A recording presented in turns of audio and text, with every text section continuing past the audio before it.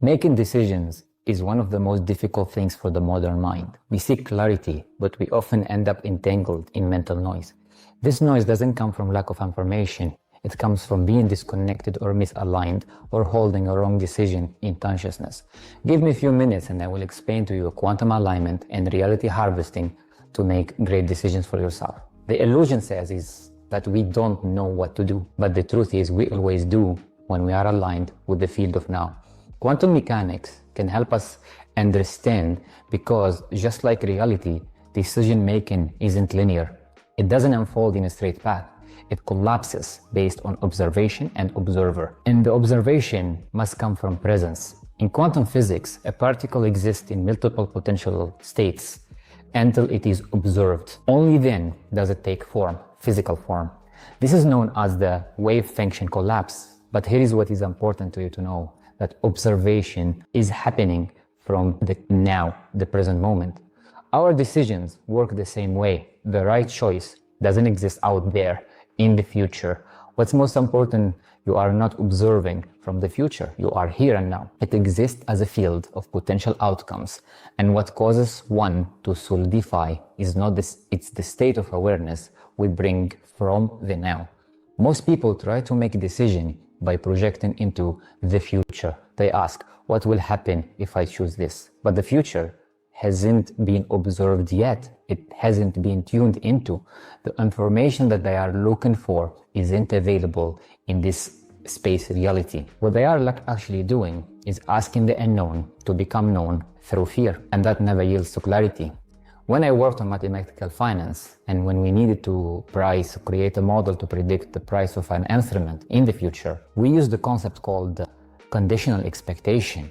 And it is conditional to the information we observe in the present moment. We make prediction, yes, but only based on the information available at the current moment, because no one can see the future and no one has a crystal ball. We work with the known and let the unknown reveal itself in time as a consequence of our intentions and the decision we take in the now. In the same way, our consciousness is designed to make decisions from the now. The present is the only point of alignment where choice becomes truth. Every possible version of your life already exists as a vibrational potential in the quantum field, and your alignment is what determines which version becomes real. When you try to make a decision based on what might happen, you disconnect from the version of you that already knows. You tune out of alignment and you fall into projection. This is what creates confusion in your field. If you can't trust the unknown, you sure can't trust the unknown. Why? Because it is so true to your senses right now. Future outcomes can be seen as the consequences of small multiple outcomes from the present moment, because the present moment contains everything you need. It holds the signals, the sensation, the subtle movement of clarity.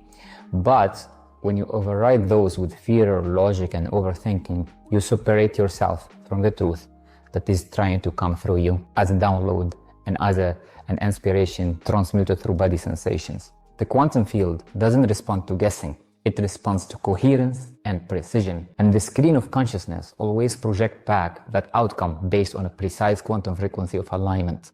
100 hertz is different than 200 hertz, but also 100 hertz is very different than 101 hertz. And coherence comes from choosing the version of you who's already at peace with the outcome. How you become at peace with the outcome? By focusing on the inspiration that comes to you around the decision you need to take today, now. Because in a normal state of mind, if I may ask, have you ever not know what would you do now?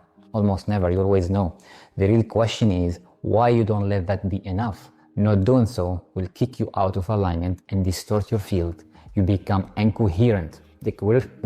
You become incoherent to the frequency of the next unfolding. This is where the spiritual law of harvest comes in, similar to harvesting in the physical sense of terms. If you plant a seed of a green apple, you harvest a green apple. If you plant a seed of red apple, you harvest a red apple. Of course, you need to abide by rules of planting, nurturing, and harvesting. Your decision is a seed of intention.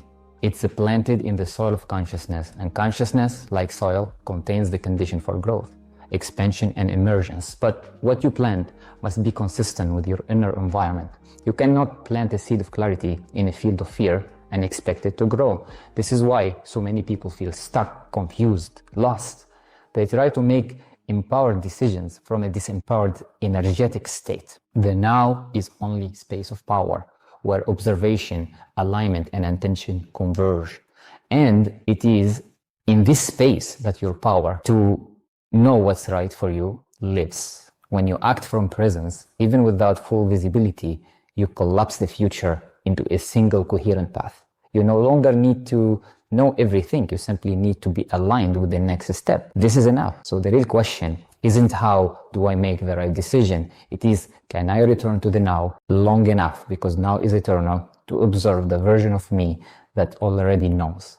That version is always there, or it's always here. It isn't created, it is accessed. And the portal to access is the present moment. When you trust this process, you stop trying to force outcomes. You stop waiting for the perfect clarity in the future, and you begin to walk in alignment with a deeper field of intelligence that's already guiding your path. Every decision you make from this space plants a signal into the quantum field. It says, I trust, I'm aligned, I already know. And when the signal is clear enough, the timeline responds. In the end, knowing what to do is not about making the perfect choice for a far future.